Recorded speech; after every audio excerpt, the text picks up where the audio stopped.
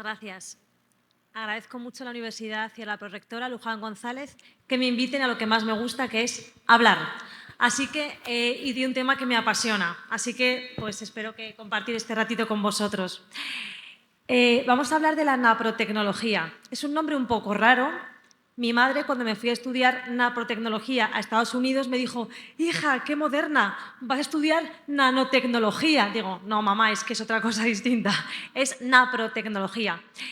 Significa tecnología procreativa natural. En inglés es Natural Procreative Technology. Lo llamaremos NAPRO para abreviar y que no se nos haga muy tarde en la charla. La naprotecnología está debajo de un paraguas de las medicinas restauradoras de la fertilidad. Entonces, estas medicinas de lo que tratan es de cooperar con el ciclo menstrual sin pisarlo, estropearlo, afectarlo, sino trabajar juntamente con él. Tratan de diagnosticar las enfermedades, especialmente la infertilidad, pero cualquier problema de salud femenina también, de un modo respetuoso con el acto conyugal, es decir, respetan la naturaleza del acto conyugal. Como saben, el acto conyugal tiene una función de unión de los esposos y de procreación. En las técnicas de reproducción asistida rompemos esas dos funciones, como explicó ayer Sagrario, y se puede separar el sexo de la procreación. Entonces, lo que hace la NAPRO es ser respetuosa para que el acto conyugal se dé de forma natural, se tenga un embarazo natural y a la vez estemos diagnosticando las causas reales por las cuales esa pareja, ese matrimonio, tiene problemas para concebir.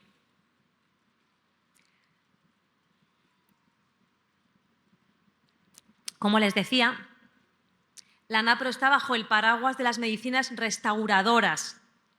No es solamente la NAPRO, es el nombre más famoso y el que tiene más copyright, digamos, pero hay otro tipo de medicinas como FEM, la Neofertility o lo que se conocen como las medicinas restauradoras. Hay un instituto mundial de medicina restauradora y reparadora que lo que busca es reparar y restaurar las causas de infertilidad.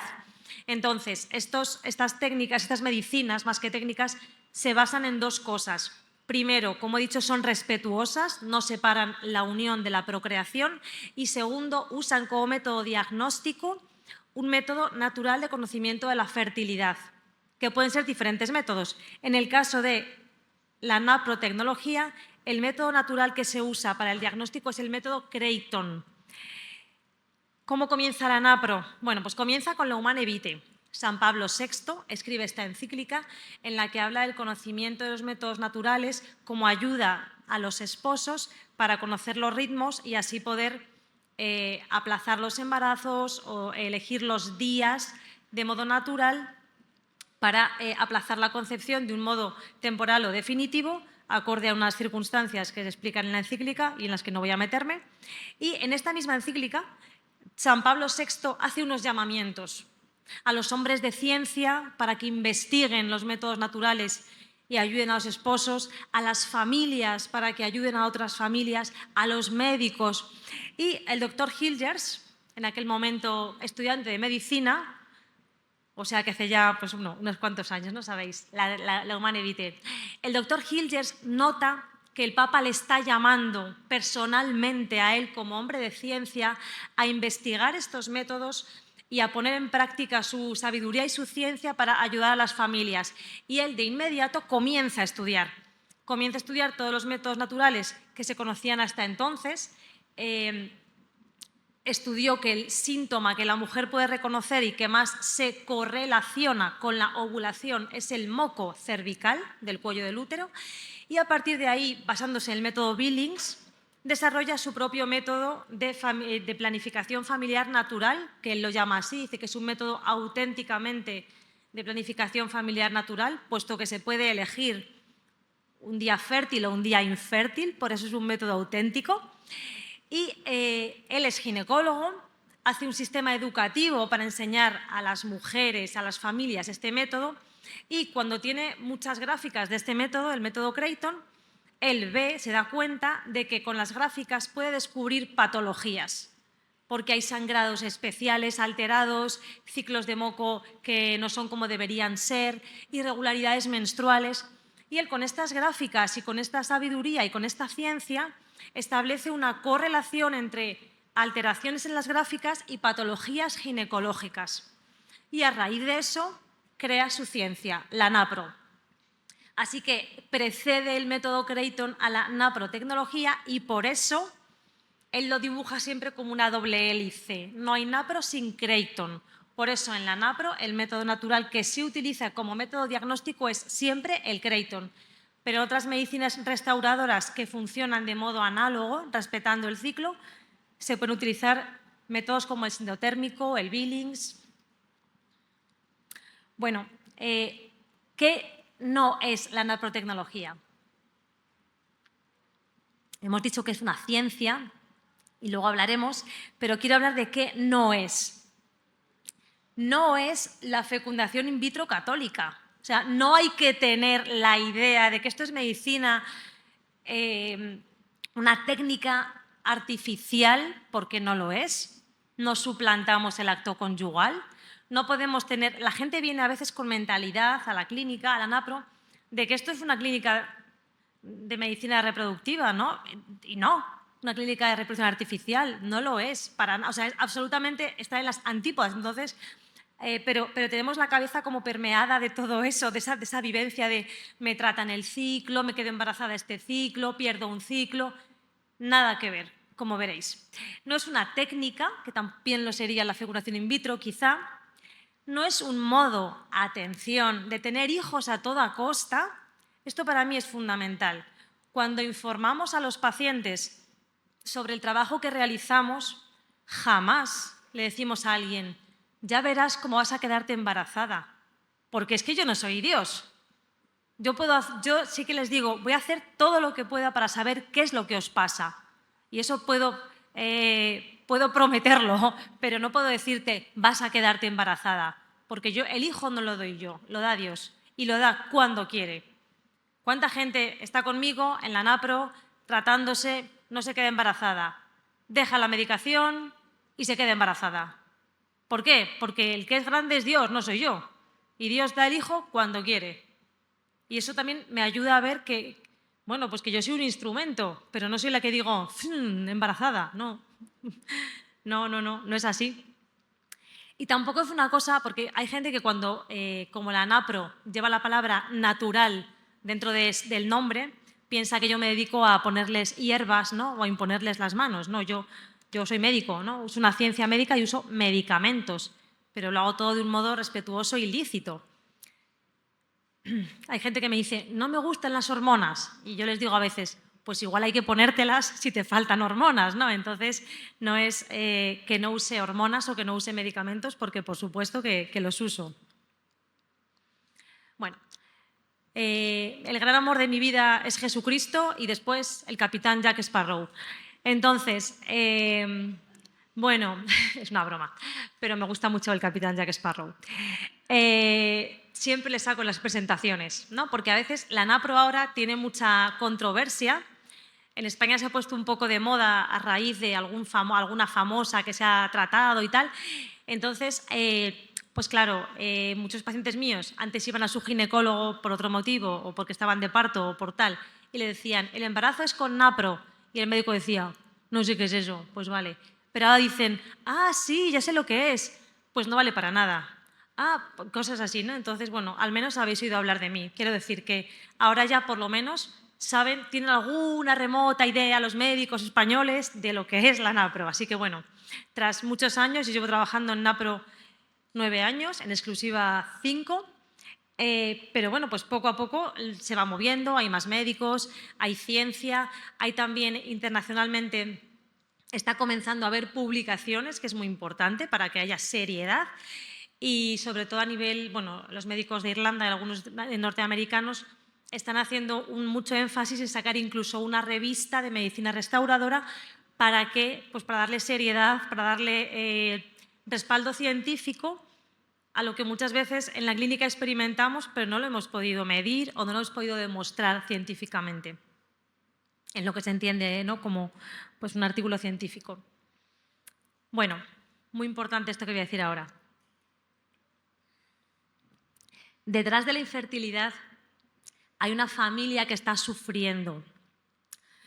Las personas que acuden a la consulta de NAPRO o las personas infértiles que acuden a otras cosas sufren mucho y también por eso están muy sensibles a caer en manos de desalmados y que les saquen el dinero y que que les desgasten a nivel físico, psíquico y espiritual.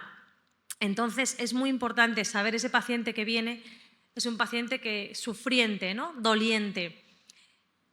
Luego os enseñaré que a mí me recuerdan, ¿no?, al hombre apaleado que sale en la parábola del buen samaritano, ¿no?, que es ese que está al borde del camino y que la gente pasa de él y que ni le mira, hasta que alguien se compadece, ¿no? Entonces, las personas vienen a la consulta y dicen, es que no vienen los hijos. En España esa es la expresión, no vienen los hijos. No dicen, hazme un hijo, ¿no? Que a veces los médicos, la traducción de no vienen los hijos es yo te hago un hijo. No, la gente quiere saber lo que le pasa. Una amiga mía me decía, yo quiero que me digan qué me pasa y si no puedo tener hijos, pues no tengo hijos, pero que me digan qué me pasa. Y creo que es un poco el sentir de las personas. Un enfermo que sabe lo que le pasa, un paciente que sabe lo que le pasa, se enfrenta a su enfermedad. Por eso a los pacientes hay que decirles lo que les pasa, el problema que tienen, sea lo que sea. Que tengo lo que tenga, pues ya sé. Y cuando te dan un diagnóstico dices, qué alivio, ya sé lo que me pasa, ¿no? Por lo menos sé lo que me pasa. No me pasaban cosas y nadie me decía lo que me ocurría y nadie daba con la tecla y ya sé lo que tengo. Pues qué bien, pues esto es lo mismo, qué bien que sé lo que me pasa. Yo les digo, sabemos ya lo que te pasa, luego igual funciona o no funciona de cara al embarazo, pero vamos a tratarlo, que es lo que importa, ¿no?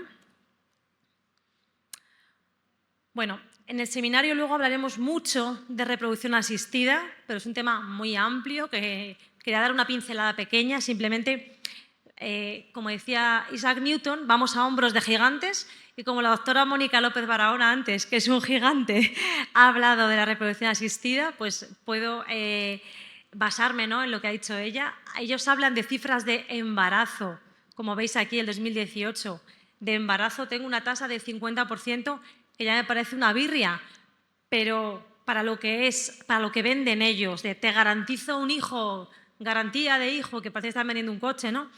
Pero es que embarazo no es un hijo nacido vivo en casa, es embarazo. Puede ser un positivo de embarazo hoy y un aborto, una regla mañana.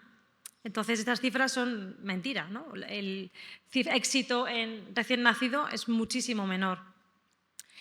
En España es la meca de la reproducción asistida, hay más de 300 centros, ganan un dineral. Hace poco, en un congreso de reproducción asistida, al que asistí porque me gusta ver, hay que tener cerca al enemigo a ver qué pasa con él, y decían que la reproducción asistida es el caso, bueno, primero como más fácil de enriquecerse para un médico en los últimos años y segundo, el caso en el que el médico más se puede sentir endiosado, porque es como estoy fabricando la vida, qué grande soy, ¿no? Entonces es un caso de endiosamiento a la par que de enriquecimiento, con lo cual, pues bueno, las clínicas en España salen como setas.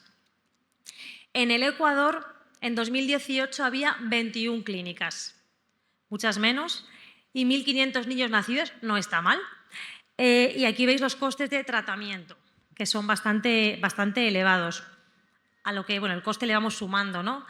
La punción ovárica, donante de semen, donante de óvulos, donante de cualquier cosa, ¿no? Congelar los embriones. En el seminario, los que vengan, ahondaremos mucho en esto. Pero ahora quiero hablar de la parte bonita de la NAPRO. ¿Qué dicen los pacientes cuando vienen a la clínica, ¿no? Casi todos vienen con evaluaciones previas de la seguridad, del seguro público o de clínicas privadas. Y todos dicen, pues que me dijeron que todo estaba bien.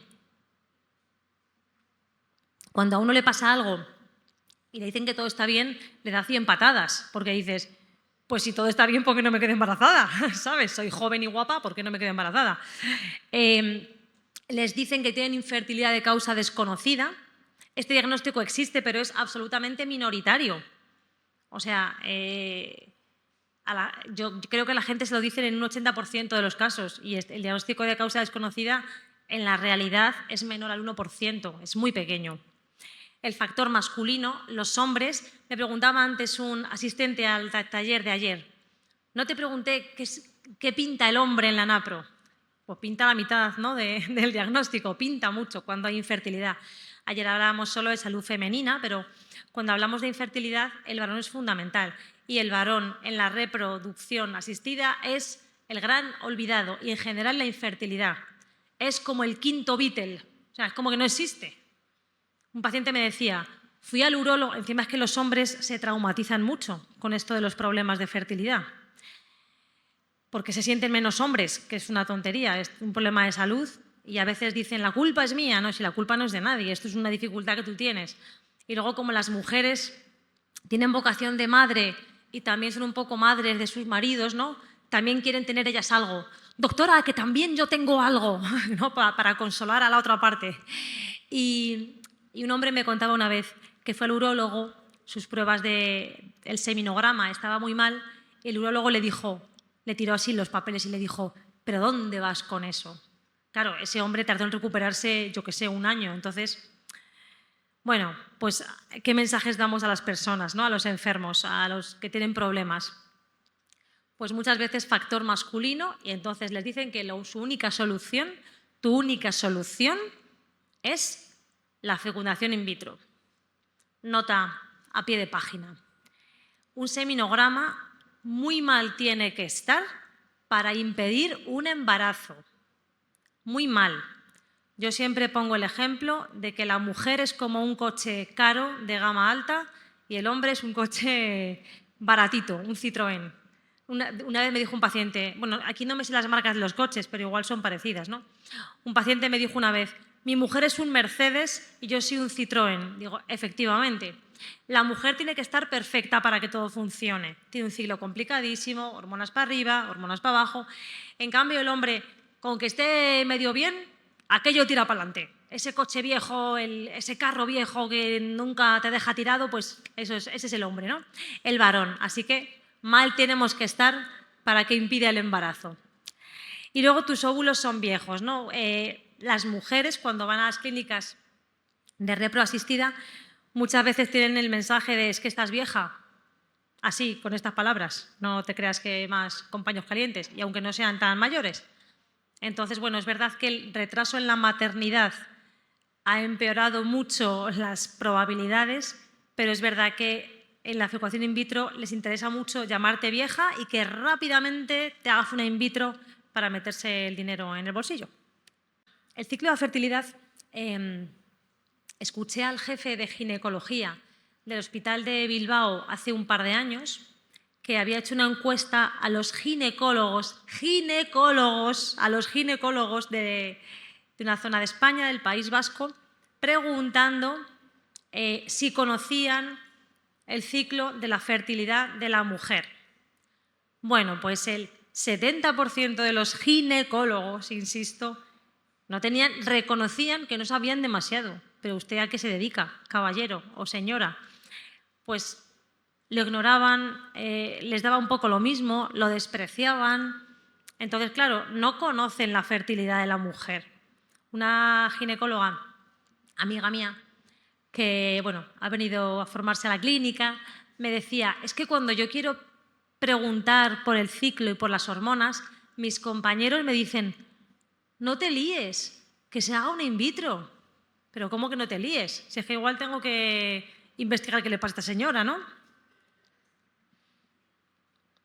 Así que la NAPRO es una ciencia médica desarrollada por un médico, una formación médica. Las demás medicinas restauradoras también tienen un background médico muy importante, científica, por supuesto, seria, que coopera con el ciclo, o sea, siempre decimos que queremos que tu ciclo sea un ciclo sano. Para la mujer la ovulación es un signo de salud, entonces necesitamos que la mujer ovule adecuadamente durante su vida fértil, evidentemente. Estudia en profundidad, debemos ir a las raíces de lo que le pasa a la mujer realmente, diagnosticamos y tratamos. Es decir, es tan sencillo y tan complicado como lo que debería hacer la medicina, que es diagnosticar y tratar. Fin. Pero es que ahora la medicina, por desgracia, no lo hace, así que necesitamos hacerlo. ¿Qué tratamos? Fundamentalmente, el 90% de mi consulta es infertilidad, que puede ser primaria, la mujer nunca se ha quedado embarazada, o secundaria. Ya tiene hijos o ha tenido abortos, por ejemplo. Abortos de repetición, hablamos de abortos espontáneos, de pérdidas gestacionales espontáneas. Muchas veces, para que te estudien la sanidad pública en España, hay que tener 3 abortos normalmente. Me parece a mí que con perder un hijo ya vas bastante, ¿no?, sobrada para que te estudien. Pues bueno, yo animo a la gente que ha tenido un aborto espontáneo a estudiar si hay algo que podemos arreglar. A veces es un problema genético, no hay solución, pero otras muchas sí. He tenido pacientes que han venido tras 7 u 8 abortos y es desgarrador y desconsolador ver, bueno, el duelo de la pérdida, ¿no?, porque realmente es una situación muy triste y siempre decimos, lo primero les damos el pésame porque han perdido un hijo y eso pues es un motivo de dar el pésame. Y lo segundo, les decimos que no queremos que esto te suceda más veces. Entonces, mientras te estudiamos, intentad no volver a quedaros embarazados. No utilicéis los días fértiles para tener relaciones íntimas porque hay más riesgo de pérdida. También trabajamos mucho previniendo el parto prematuro durante el embarazo. La mejor incubadora para un niño es la tripa de su madre. Y luego también tratamos la depresión posparto, que es otra entidad bastante desconocida, importante y como muchas veces las mujeres estamos como denostadas y nos tenemos que aguantar con lo que nos pase. La depresión posparto, la sintomatología premenstrual, el dolor de regla y nada de esto es normal ni tenemos que aguantarnos, tenemos que tratarlo. ¿Cómo es nuestro proceso? Para que os hagáis una idea. Lo primero de todo es conocer la fertilidad de la mujer. Muchas mujeres solamente con la gráfica de un método natural se quedan embarazadas porque estaban teniendo relaciones en los días infértiles. Pues así como vas a quedarte embarazada, sería un milagro, ¿no? Es casi imposible. Entonces es importante hacer una gráfica con un método natural para conocer qué días eres fértil y también, como ahora veréis, porque eligiendo los días del ciclo podemos hacer las pruebas complementarias que correspondan y también poner la medicación que acompañe a este ciclo. En segundo lugar, hacemos pruebas de diagnóstico, las pruebas complementarias que ahora veremos cuáles son y luego pues tratamos el ciclo desde la raíz. Primera cosa, esta es una gráfica de Creighton, por ejemplo. Bueno, pues solemos pedirle que haga la gráfica todo el proceso de la NAPRO, pero especialmente primeros 2-3 meses para que nos valga de instrumento diagnóstico y sepamos más cómo orientar las pruebas complementarias. ¿Por qué la gráfica es tan importante? Porque mucha gente, como tenemos la idea de la repro asistida, me lo quiero saltar. No te lo puedes saltar porque es muy importante. ¿Por qué es importante la gráfica? Como diría Sherlock Holmes, necesito datos. Y la gráfica es un dato, es un instrumento diagnóstico que me ayuda a saber qué disfunciones puede tener la mujer en el ciclo. Yo veo bastantes pacientes a distancia. Una vez una paciente mía que vivía en las Islas Canarias, o sea, muy lejos de Madrid, donde yo vivo, me mandó una gráfica con un sangrado anómalo y me dijo, doctora, ¿qué te parece? Y le dije, vete al ginecólogo porque creo que tienes un pólipo. Fue al ginecólogo y tenía un pólipo. Yo parecía que tenía una bola de cristal, ¿no? Digo, si es que se ve en la gráfica el tipo de sangrado, no es que yo sea adivina, es que, bueno, pues estaba ahí el dato, ¿no? Así que necesitamos los datos. Y el moco es algo como muy humilde, ¿no? ¿Qué has hecho para quedarte embarazada? He mirado el moco. Y parece una tontería, pero el moco es muy importante. Es como el portal de Belén. ¡Oh, qué cosa más humilde! Pues sí, pero es muy importante. Entonces el moco es muy importante porque me dice mucho de la salud y de la fertilidad de la mujer. Vamos a pedir pruebas. Una nota acerca de las pruebas complementarias. No todo es para todos. Esta es la de Johnny Depp en sus diferentes papeles. A veces los pacientes y los médicos nos gusta pedir cosas así como, no, a cascoporro, venga, todas las pruebas que haya en el mundo. Las pruebas valen para confirmar o descartar la hipótesis de diagnóstico que yo he hecho como médico. Pero no voy a pedir todo lo que pueda pedir porque se pueden pedir muchas cosas. Entonces, en esto hay grupos de estos de Telegram en los que las pacientes dicen, pues no te han pedido no sé qué, pues a mí sí, y a mí no me han pedido. Entonces yo les digo que el grupo de Telegram hay que prenderle fuego y no entrar, porque no hay que compararse con nadie. Cada persona es un mundo y precisamente el mérito de esta medicina está en que es personalizada, no es un protocolo igual para todos. Entonces, tú déjate aconsejar y llevar por tu médico, ¿no? Y que te explique las cosas y que te pida lo que a ti te hace falta, no lo que le pedimos a todos lo mismo. ¿Qué pruebas pedimos? Analíticas, muy acopladas al momento del ciclo, tanto en la fase folicular, que es la fase inicial, como en la fase lútea, que es la fase post-ovulatoria. Por ese motivo hay que saber cuándo ovulas por el moco, porque si no, no sé cuándo pedirte las pruebas. En los ginecólogos habituales convencionales las piden al tuntún. El día 22 la progesterona, pero hay gente que el 40% de las mujeres ovula el día 14, pero el otro 60% ovula el día 15, 16, 13, 12. Entonces, ¿cómo sé cuándo ovulo? Por el moco. Si no miro el moco, las pruebas pueden ser, como dicen ahora, random, o sea, ¿no? Al tuntún, al azar. Luego hacemos unas ecografías para valorar cómo es la ovulación por ecografía, que también es muy importante, ver si ese óvulo crece y se rompe adecuadamente por ecografía. A veces es que el óvulo la mujer no ovula y se ve perfectamente en la ecografía. Bueno, ya tengo parte del diagnóstico. Luego pedimos test que tienen que ver con la microbiota de la zona vaginal o endometrial o seminal en los varones también. Hacemos test de estrés también en saliva para valorar hormonas, el cortisol, el DEA, para ver si puede afectar también esto la reproducción, que afecta mucho. Y luego llegamos al momento intervencionista. Hay mujeres que requieren intervenciones como la histeroscopia o la laparoscopia para solucionar problemas anatómicos o orgánicos.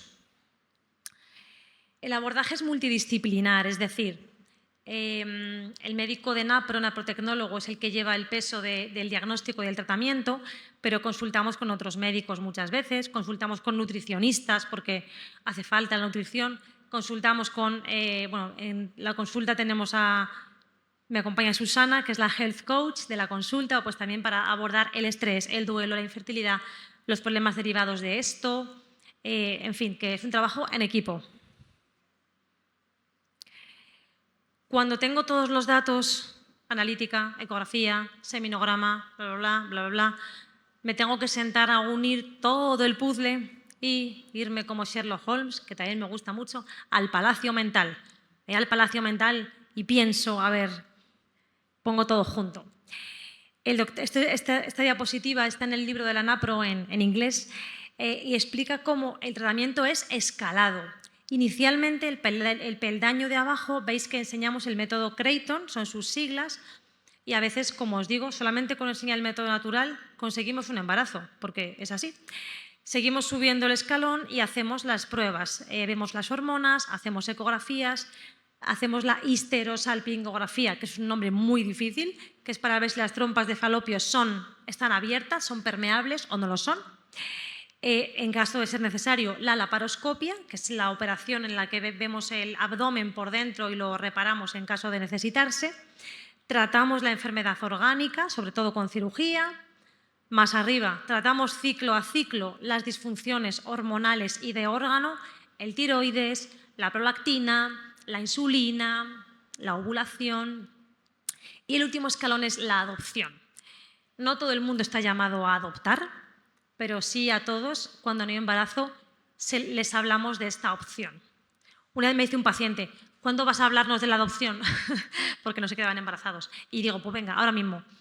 Hay opciones como la adopción, y en España es complicado la adopción, pero también está la opción de la acogida temporal o permanente. Y yo hablo mucho a los pacientes de esta opción, porque además tengo pacientes que han acogido. y que han adoptado también.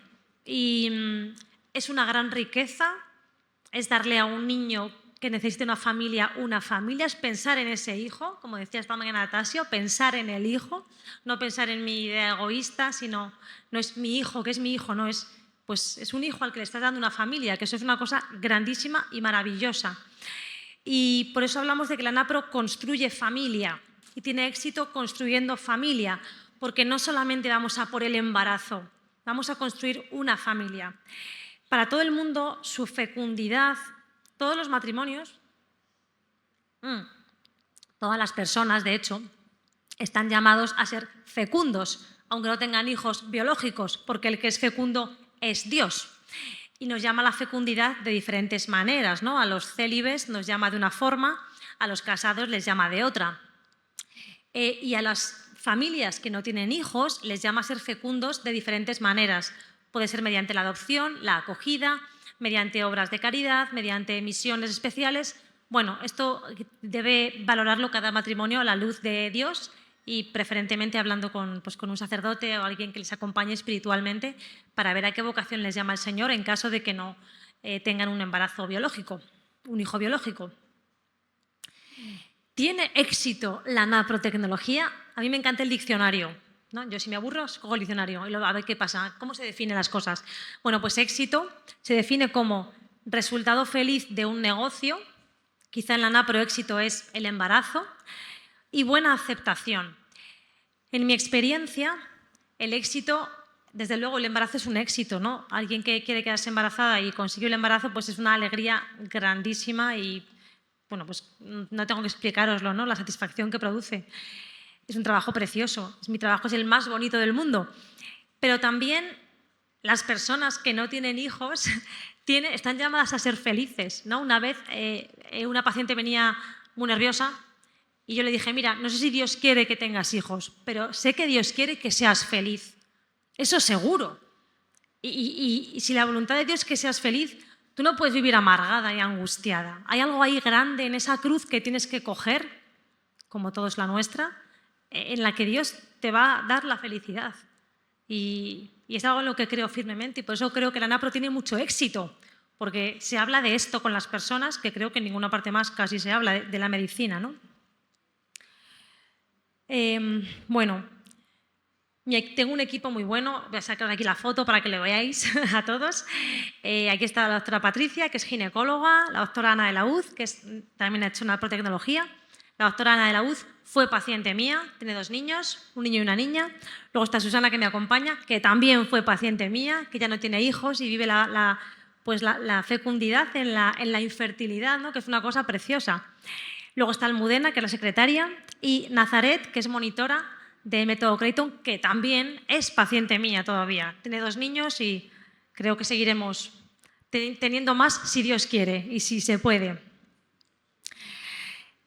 Como os decía, la familia que pasa por la infertilidad para mí es como el hombre apaleado en el camino y creo que mi vocación como médico es ir a ese apaleado. Pues dice el Señor, ve y haz tú lo mismo, ¿no? Pues eso, ¿quién es mi prójimo, no? Pues ¿quién fue el prójimo, el que tuvo misericordia de él? Pues esa llamada es la que tenemos, ¿no? A tener misericordia de estos pacientes, ¿no? Y por eso hemos inventado un grupo de ayuda de pacientes que se llama Rahum. Rahum es una palabra hebrea que son las entrañas de Dios, es como el útero materno. Sale en el Antiguo Testamento, ¿no? Dios es el amor que Dios tiene por el hombre, por los hombres, que es el mismo amor que tiene una madre por el hijo que lleva en las entrañas. Entonces, este amor entrañable es el que tiene Dios por cada uno de nosotros. Y las que sois madres, pues sabéis, ¿no? El amor que tiene una madre por el hijo de su vientre. Pues este amor tiene Dios por nosotros. Es el amor del corazón de Dios. Y este amor le queremos llevar a los pacientes y también mostrarles cómo Dios los ama. Tenemos un grupo de pacientes que es muy bueno, la verdad. Llevamos ya varias ediciones. Hacemos con ellos también retiros, horas santas. Y el grupo de apoyo quincenal, en el cual tratamos temas de todo tipo, desde autoestima hasta espiritualidad. Es un grupo de espiritualidad, pero inicialmente iniciamos más hablando pues, de autoestima, de es un poco más de psicología y enseguida pasamos ya a la parte espiritual, la oración, la sexualidad. Y bueno, pues la verdad es que es un grupo maravilloso. Estos son mis datos de contacto por si a alguien le interesa lo que sea. Mi Instagram, el mail, no sé qué, tal y cual.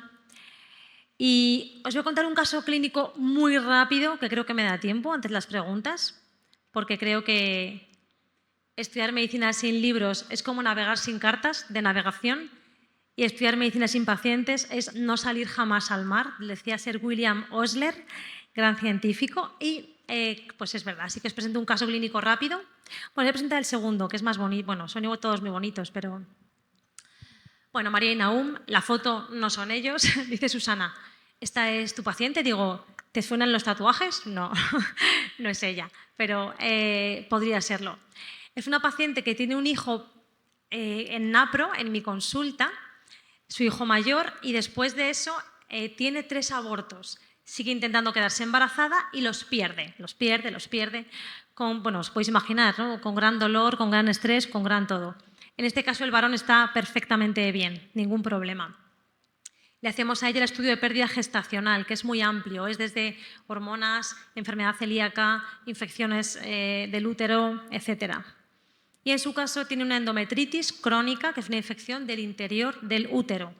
Necesita 2 tandas de antibiótico y 3 histeroscopias, que es una prueba un poco invasiva, así que la pobre se lo ha trabajado.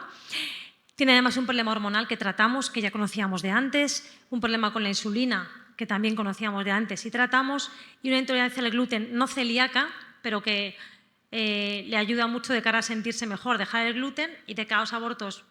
Yo les quito el gluten a casi todas las que han tenido abortos. Esto ya está. Bueno, y mi paciente Elena, se llama Elena, tiene síndrome de Down, la que ha nacido tras este tratamiento. Esto es una foto que hizo ella, un montaje con sus 2 hijos, que son de mi consulta los 2. El primero es Fran y la segunda es Elena.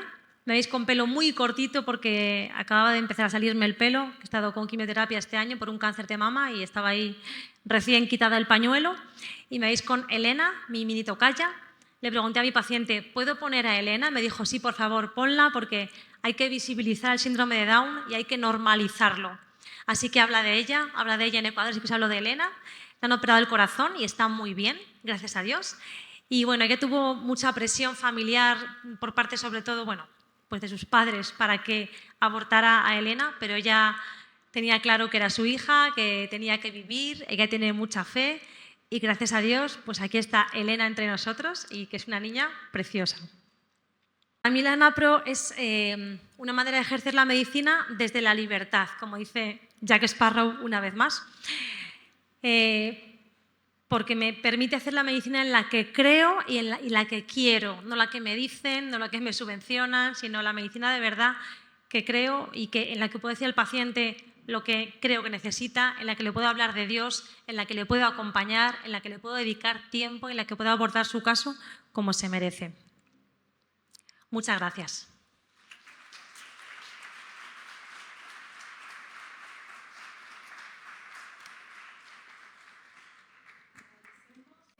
Conferencia de la doctora Elena Marcos y vamos a proceder ahora con las preguntas. Hay preguntas muy interesantes. Elena, no sé si deseas venir para acá, sentarte. No, me quedo de pie. A mí me gusta hablar de pie, sí. Listo. Sí.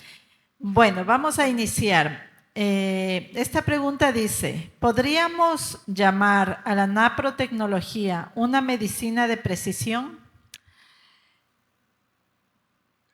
Sí y no. Es decir, bueno, creo que su futuro realmente es ese. O sea, creo que el futuro para mí, el doctor Hilgers seguramente te diría que no, porque para él la NAPRO es lo que es y es bastante sencillo y básico, pero en lo que yo hago, que es un poco más, no sé, sincretismo, más avanzado y coger un poco, bueno, avanzado no, pero coger cosas de más fuentes que creo que pueden funcionar y que creo que puedo investigar, creo que la medicina de precisión tiene un papel. Así que probablemente en el futuro vayamos hacia ahí, sí. Muchas gracias. Nada. Bueno, aquí hay una pregunta muy interesante. ¿realmente existe el diagnóstico de infertilidad por causas desconocidas o no será una respuesta para que continúe el sistema de negocio enriqueciendo la fecundación in vitro? Bueno, los médicos tenemos siempre un cajón, un saco que se llama de causa desconocida, que en lenguaje médico se llama idiopático. Idiopático significa no tengo ni idea, pero no es que no haya una causa, es que yo no sé cuál es. Entonces, cuanto menos sabes, más idiopático es todo. No, eso es evidente, ¿no? El médico ignorante, entre los cuales seguro que me encuentro, pues cuanto menos sabes, pues más desconocido es todo. Y al final, claro que cuanto más estudiamos y más avanzamos, más se va acotando lo desconocido en cuanto a causas. Hombre, como no creo que nunca sepamos todas las causas, siempre quedará una pequeña porcentaje de causa desconocida, pero evidentemente cuanto más estudiemos, más avancemos, pues más podremos conocer las causas reales. Dice una frase de los internistas que no hay gente sana, sino mal estudiada. O sea, que siempre que buscas ahí algo, algo encuentras, ¿no? Y también, si quieres pasar tus días felices, no te analices, ¿no? Porque si te haces análisis, seguro que algo por ahí va a estar mal. Entonces, es verdad que desde los gigantes de la reproasistida se usa la causa desconocida, como decía este asistente, para decir que siga el sistema, ¿no? No sé lo que te pasa, vete in vitro. Yo siempre les pregunto, ¿os han dado algún diagnóstico? Y me dicen casi siempre, no, pero que teníamos que ir in vitro. Y yo, O sea, es como, ¿te pasa algo? Vete in vitro. ¿No te pasa nada? Vete in vitro. Da igual lo que hagas, ¿no? Es como que pase lo que pase, la solución que se da siempre es la misma. Así que bueno, pues ahí estamos. Muy bien. Vamos con una pregunta importante y es la siguiente. ¿Cuál es la eficiencia del embarazo mediante la técnica de naprotecnología? Y también aquí otra pregunta que está combinada con esta, dice, ¿y cuáles son los beneficios de la naprotecnología en comparación con otros enfoques de fertilidad? Bueno, en cuanto a embarazo, los datos que hay, es verdad que esto es una asignatura pendiente en cuanto a estudios serios. En consultas de medicina de familia que pueden ser parecidas a la mía, sobre todo el doctor Phil Boyle en Irlanda y el doctor Joe Stanford, que además es un estudioso a nivel de ciencia en Estados Unidos, andan por un 45%, que está muy bien comparado con la in vitro, o sea, es un porcentaje muy alto. Bueno, el problema que hay con estos, en la meca de la NAPRO en Omaha, el doctor Hilgers habla de hasta un 80%, pero a mí me parece que creo que no está bien, bueno, creo no está bien estudiado, no están los datos bien cogidos y es una barbaridad de éxito, o sea, es demasiado, es too much. Para la población que vemos en España, que son mujeres, no en su totalidad, pero en un porcentaje importante, son añosas de más de 35 años y a veces más de 40, evidentemente el porcentaje es menor, porque claro, el porcentaje, o sea, el dato que marca el éxito de conseguir un embarazo de modo más fehaciente es la edad de la mujer y ya. Entonces, claro, si vienen mujeres de menos de 25 años, seguramente nuestro éxito sería mucho mayor. Si vienen de más de 40, pues baja mucho. Pero bueno, como decía, en series parecidas a lo que puede ser mi consulta de médicos de familia, también con abordaje quirúrgico en caso de necesitarlo, están en torno al 45%. En España hay un grupo ahora haciendo también investigaciones y bueno, pues pronto tendremos datos de lo que podemos más o menos esperar en España.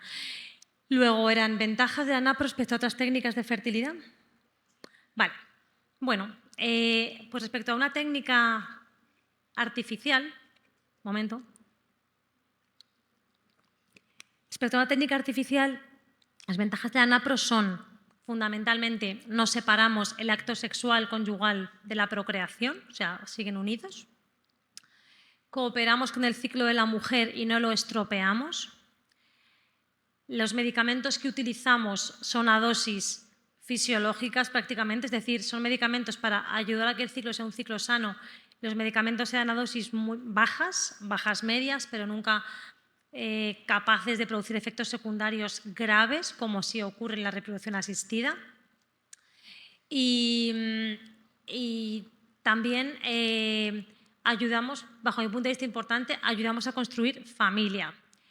Si lo comparamos, bueno, y por supuesto no matamos embriones, ¿no? O sea, eso queda fuera de lugar. No quiero decir que en la NAPRO no hay ni muerte embrionaria, ni selección embrionaria, ni manipulación embrionaria, ni congelación embrionaria. O sea, no hay ni muerte de embriones, ni disociación del acto conyugal, más luego, médicamente, todas las ventajas que da el buscar un diagnóstico y dar un tratamiento concreto adaptado a tu necesidad y no a todo el mundo lo mismo y a todos igual. Respecto a otras medicinas restauradoras, la NAPRO actúa de modo similar. Es decir, pienso que cada médico tiene un enfoque un poco diferente. Hay médicos que se han dedicado más a este campo desde la endocrinología y su enfoque es muy endocrinológico y a mí me encanta. Médicos de familia, como el doctor Phil Boyle, hay ginecólogos. Entonces, bueno, dependiendo de cada visión suele ocurrir que cada uno pone más énfasis en una cosa o en otra. Al final creo que toda medicina que sea respetuosa con el acto conyugal y que sea científica, que sea ética y que sea personalizada, pues es una opción maravillosa y un médico bueno debería conocer todo lo que pudiera de ellas para ayudar a sus pacientes, que es de lo que se trata al final, ¿no? Aquí hay una pregunta muy interesante, Elena. Dice, ¿cuánto tiempo le lleva a una mujer desintoxicarse de anticonceptivos para tener una gráfica con un ciclo regulado, como gráficas en lactancia también cuando existe la amenorrea? Ayer hablamos un poquito de esto en Salud Femenina, hablamos mucho de la píldora en el taller, porque la píldora se usa como remedio falso para cualquier problema de salud femenina y la píldora no arregla nada. O sea, la píldora te hace un ciclo fake, ¿no? No es un ciclo falso. La regla no la tienes tú, la tiene la píldora, entonces eso no tiene sentido. Yo tengo algunas mujeres, esto es como los de Instagram, muchos me han preguntado, pues algunas de mis pacientes han dejado la píldora porque venían para eso, para dejar la píldora y por un problema de salud X, solucionarlo sin píldora anticonceptiva. A veces en 2-3 meses vemos que se ha lavado el efecto de la píldora en la gráfica y yo conozco algunos casos en los que ha tardado hasta 1 año en normalizar el ciclo. No hablo de cara a la fertilidad, hablo de cara a ver cómo es los síntomas de la fertilidad, una gráfica normal. Y la lactancia, no entiendo la pregunta muy bien, pero en la lactancia es un momento de amenorrea, que duda cabe, no hay regla, pero podemos también hacer una gráfica para aplazar el embarazo si es lo que deseamos o para valorar el retorno a la fertilidad o para valorar algún posible problema, también se puede utilizar en la lactancia. Bueno, aquí tenemos otra pregunta que dice, ¿la reproducción asistida es un método de fecundación no natural? Por motivos que las mujeres se someten a tratamientos costosos e intensos. También este tipo de tratamientos no están al alcance de todas las mujeres que sueñan ser madres por sus altos costos. Desgraciadamente, la NAPRO y este tipo de medicinas están en la esfera de la medicina privada, porque algunos países sí que lo promocionan, como Polonia. En Polonia, el primer escalón cuando hay infertilidad es la NAPRO, pero es una excepción muy grande. En España, por lo menos, hablamos de la esfera privada. Es verdad que los precios no son ni de lejos los de la reproducción asistida. Es verdad que pueden ser precios, depende de lo que necesite cada uno, pues si te hace falta una cirugía, eso va a ser costoso. Pero no todos los tratamientos son así de costosos, ni todo el mundo necesita mucho tiempo de tratamiento. Como es personalizado, depende un poco de cada persona. Entonces, es verdad que como mensaje sí que es medicina privada, pero es bastante menos costoso que la reproducción asistida. Y además mejora tu salud, cosa que la asistida no hace, si acaso la empeora. O sea, siempre vamos a restaurar la salud. Muchas gracias, Elena. Y culminar con la siguiente pregunta. Tenemos algunas, pero por el tiempo no vamos a avanzar. ¿Podrías hablar un poco de la importancia de no disociar la procreación del acto conyugal, también de lo falaz del desecho a un hijo? Del derecho, perdón. Lo Bueno, falaz del derecho a un hijo. Bueno, el matrimonio tiene estas dos dimensiones, ¿no? Del acto sexual, de la unión de los esposos y de la procreación, que no deben disociarse. La píldora anticonceptiva fue el primer hito en el mundo cuando oficialmente, digamos, se pudo disociar lo que es la unión sexual de la procreación. No siempre que hay unión sexual hay procreación, como todos sabemos, y ayer también se comentaba en alguna ponencia, ¿no? Algunos animales tienen una ovulación refleja, como los conejos, que siempre que copulan, ovulan y por eso tienen muchas crías. En el caso de la mujer no es así. Siempre se da esta unión, pero siempre debe quedar abierta la relación a la procreación, aunque no siempre se pueda dar. La anticoncepción, decía Jerome Lejeune, del que hemos hablado tanto estos días, ¿no? Pues él decía, la anticoncepción es el sexo sin procreación, la reproducción asistida es la procreación sin sexo, la pornografía mata al amor y el aborto mata al hijo, ¿no? O sea, tenemos todas estas dimensiones y creo que lo expresa de manera, bueno, pues muy gráfica, ¿no? La segunda parte no me acuerdo cuál era. El derecho al hijo. Bueno, a ver, el hijo no es un objeto de derecho, es un sujeto de derecho, ¿no? El hijo, nadie tiene derecho a tener un hijo. Igual que no tenemos derecho a tener un hijo. El hijo es un regalo que da Dios, que aquí se puede decir esto, no es un regalo, es un don que da Dios en el contexto del amor de un varón y de una mujer. Entonces, Dios te da este hijo cuando quiere, si quiere. Les decimos mucho en la consulta a los matrimonios, pues Dios hasta ahora no ha querido que tú tengas un hijo, porque no lo has tenido. No, eso es evidente. Si Dios, como decía la Madre Teresa de Calcuta, si Dios quiere es imparable y si no quiere es imposible. Entonces, somos instrumentos y en la medicina, evidentemente, igual que yo tengo un cáncer y me voy a que me curen al hospital si es posible, si tengo un problema de fertilidad, voy a la NAPRO a que si es posible me arreglen el problema. Pero luego hay una parte ahí que no depende de mí, que depende de Dios. Y esa parte es el don de Dios, es el regalo de Dios, es el beso del Padre que ayer comentaba José María, ¿no? Es ese beso que infunde el alma y que si no sucede porque Dios no me lo da, pues no es un derecho que yo tenga, efectivamente es un don.